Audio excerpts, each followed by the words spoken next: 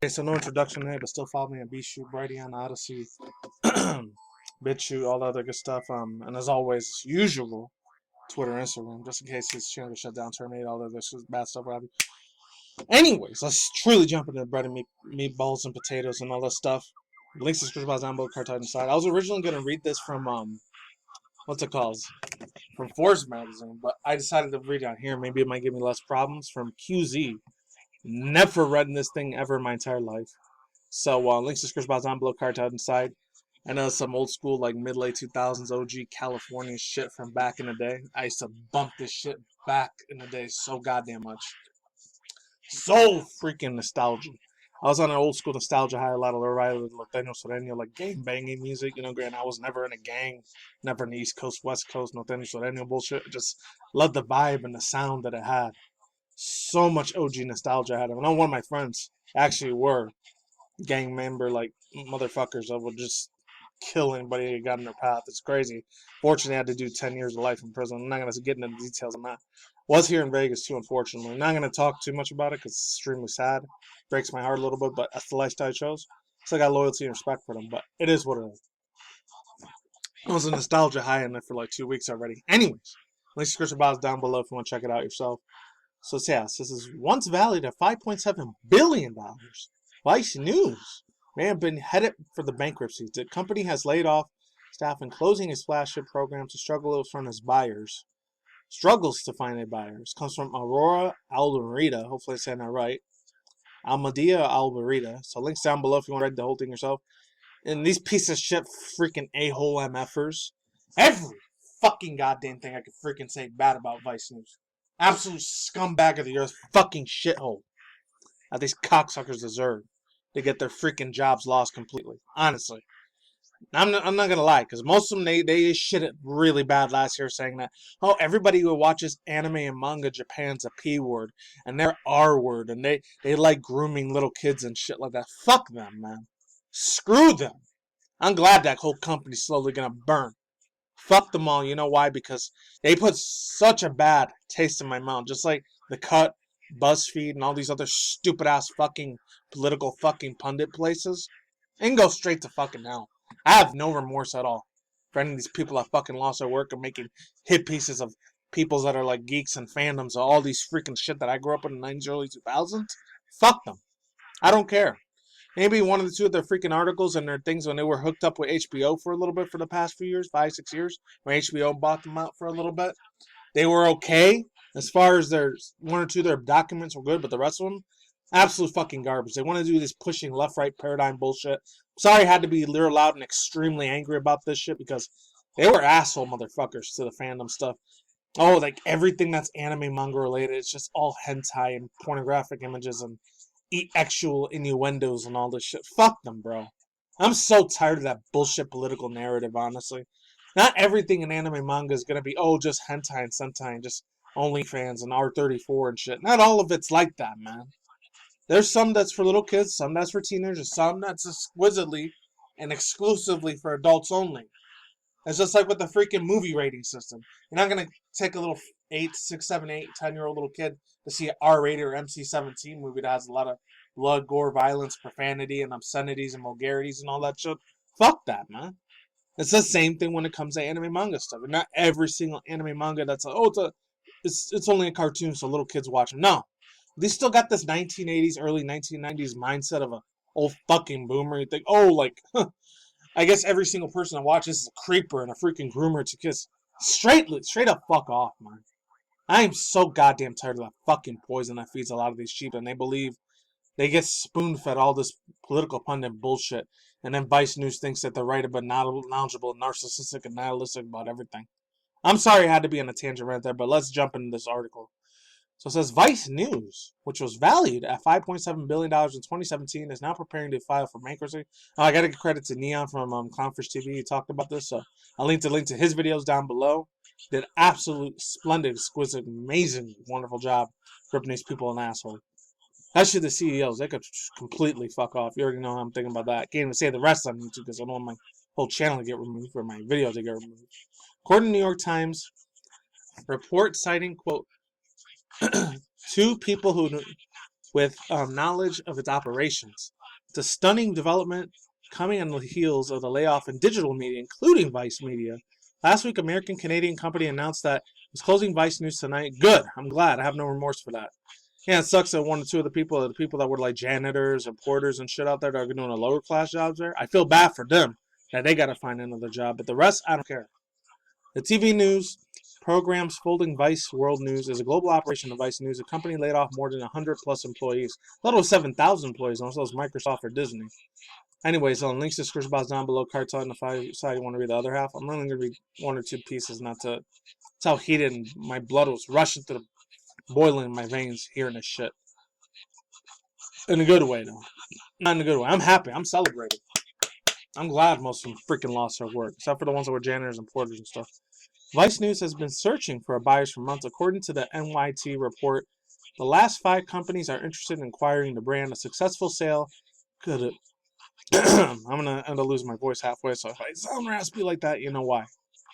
She could fend off her bankruptcy filing, though the chances of a deal going through was described as, quote, increasingly slim. Vice's $5.7 billion value in 2017 private equity firm TPC represented a higher watermark value. Buying the media by the company, which was now likely worth a small fraction of that. And it also goes on to say with the article, if this article works, it may not work. It might give it a bunch of fucking problems, which I was hoping that wouldn't happen. I know Forbes would have did that. That's from Forbes. I'll leave the link down below if you want to read that whole article yourself. I read it yesterday. I'll give you up to date with what's going on with this company. I'm glad it's fucking going to go away forever. Screw off to the deepest part of the internet and never come back. My own personal private ass, emotional fucking opinion there. I'm sorry I had to be loud. Hopefully I didn't, headphone users, hopefully I didn't make you go deaf. This is in February of, I guess, last year or earlier this year. Groups to help pay off millions of dollars in mounting unpaid bills. If bankruptcy goes through, Fortress, sounds like a Pokemon, will likely gain control over Vice.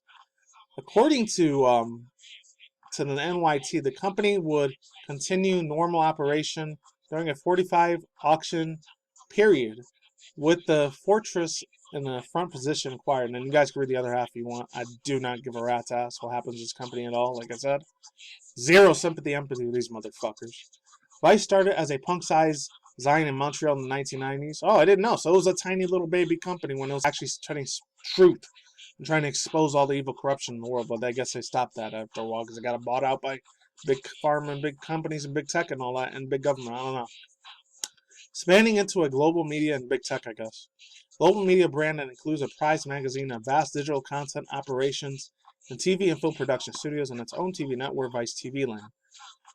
It racked up prestigious journalism and awards, a flagship program, Vice News Tonight. Vice's brash reporting and helped define a new era of news starting in the mid-late 2000s, courted a younger audience, while drawing hundreds of millions of dollars in investments from an establishment and companies, including Disney and Fox. Company, however, have failed to turn a profit for losing a shitload of money. I'm glad they did. And restoring successful rounds and the staff layoffs as well. Yeah, thoughts, views, and opinions. You already heard my thoughts, views, and opinions earlier in this. I'm glad none of them are freaking getting their jobs back. I mean, for the ones that were janitors and porters, like I said, the ones that were the real low-class type of people, they don't deserve this crap. I feel my heart and my sympathy goes for them only. All the CEOs, CFOs of the corporations, all these billionaire organizations, they're going to lose a shitload of money. Yeah, I don't feel bad for none of these freaking assholes at all, period. Fuck them.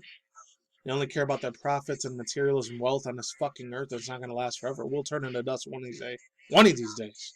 And they'll be freaking gone out in the streets, and you're going to be begging. They wish they had lived in castle mansions. Anyways, let's jump on to the next article here. A little bit more cool collective stuff. A little sad. A little bit more lighthearted, though. So VShojo loses 3 VTubers, including one who says new contracts that make the financial sense. I already read about the Natasha Yanyers and Silver. I'm not going over that one, so I'm not going to read the second or third half of this one. I already did that one on Sunday, Monday, Tuesday, I think. So links to description box down below, cartel on the site if you want to read that your own self. So let's try to get it started now, because hopefully I get my voice back. Okay, so after about 2 hours taking a break, I'm back again. I just paused it for a little bit, the video, because I needed to catch my voice after that. As VShojo confirmed all 3 of them to return their IPs, their uwu persona avatar designs of anime girls for VTubers. So they'll be able to continue their using established names and models. I'm not reading the tweets. You could read them in your own personal time. It's kind of the same thing. It's like it was before. This is the main two parts I wanted to read mostly. Now Kson now is going to end up leaving, sadly, which I already heard about 4 or 5 days ago. It's nothing new. Following Silvio, Vebe, Natasha, Natasha, that's her real name, Nyanyers, however you want to pronounce it, exists Kson, a virtual VTuber who has been remaining at VShojo stable. Tweeted her current contract with the company, quote, no cons, but she's sad to know that VShojo couldn't afford more to make them than stay that, unquote. She did say that she was offered a better contract, a quote, like giving me a $1 million per month sponsorship. What? That's awesome. I wouldn't have never backed down on that if I was in that position, but whatever. And following, if VShojo couldn't afford more, hell yeah, I'm down for the contracts. Contracts are business after all, quote. That's what she said in her cute little Japanese Asian voice. Adorable as fuck. VShojo now represents 8 of the VTubers across the United States and Japan division. Iron Mouse and Treya, Branch Melody, Apricot. I didn't know Apricot and Hime Hijiyami, or Haruka is a part of it. I know it was a few months ago in January or February. I think she joined or whatever. Nazuna Ayayame. I don't know who this chick is. Nazuna Aniyame. Aniyame, however you say it. In Kson. Yeah, quick overall thoughts, views, and opinions on this one. I literally only heard it like, I don't know, June, July, August, September last year when I first heard about this chick anime sounding girl Kson. I've heard of her a few times here and there. I've watched a few video compilations of her doing Try Not to Laugh or Cringe. I seen her real life face like 3 years early before that. I didn't even know that she was an actual cosplayer. I thought she was just a regular Twitch streamer on Twitch. I did like a lot of League of Legends, World of Warcraft, and a bunch of drama news or whatever. That was a Twitch streamer. I thought that's all she was. I had no idea until literally last week or earlier this week that she was an anime cosplayer chick. I don't know if she really lives in Atlanta, Georgia, or she was actually born in Japan. She might have been born and raised in Japan because I remember especially this one infamous funny ass stream she did about a year or two ago. I only saw it last year though. And she said her parents didn't raise her to eat really fat fried dough, like fat chocolate, fat candy, Americanized, sugary, salty, like diabetic freaking foods. I remember that one was a really, really funny one she did. I laugh hard as fuck. Her laugh is cute and adorable. I would simp the hell out of this freaking chick. Not Nyanners. Talking about Kson. If I would have known her in the beginning, like 3.5 years ago, or 1 year ago. I think it was last year when I heard about her. Very, very cute, sexy ass chick as a VTuber, because I remember hearing about her 3 years ago as a Twitch streamer. Unless it was another different Japanese, Asian sort of type of chick. I'm not trying to put stereotypes or generalizations like, oh, all Asian women or Asian guys look the same. I swear I'm not trying to do that. But hey, it is what it is. All the famous success she got from VShojo, a lot of her fans are probably going to follow her no matter what, where she goes. She's probably not going to be able to make an IRL real life OF OnlyFans account because she never shows her face anymore. But I see what it looks like. Extremely gorgeous, hot, beautiful freaking woman IRL. Sad pictures of her leaked so many years. Very big and busty. I know she's flat on the butt, but at least on her front side, her chest is very, very beautiful to look at. I'm just gonna say, in IRL, under the pictures I've seen of her. That's all I guys ever known on my own. Like, about down below, cards outside. I'm done. I gotta rest my voice a lot more. I'm gonna have to use honey iced tea or some shit, or real spicy Taiwanese super soothing chai tea or whatever, so I can get my voice back. Peace out, ladies and gentlemen, Rosewood, fanboys and fangirls, as always. Tacos and Moris. CNC has a day, night, wherever any universe out there. Stay tuned for more future content, including gaming industry news, Elon Musk news, Twitch review drama news, celebrity gossip news once in a while, Twitch drama news, reaction review segment videos, and that's it. Take it easy. Peace out. I'm Sauerkraut, ladies and bye. See you in the next one. Goodbye. I'm gone. I'm out. Stay safe.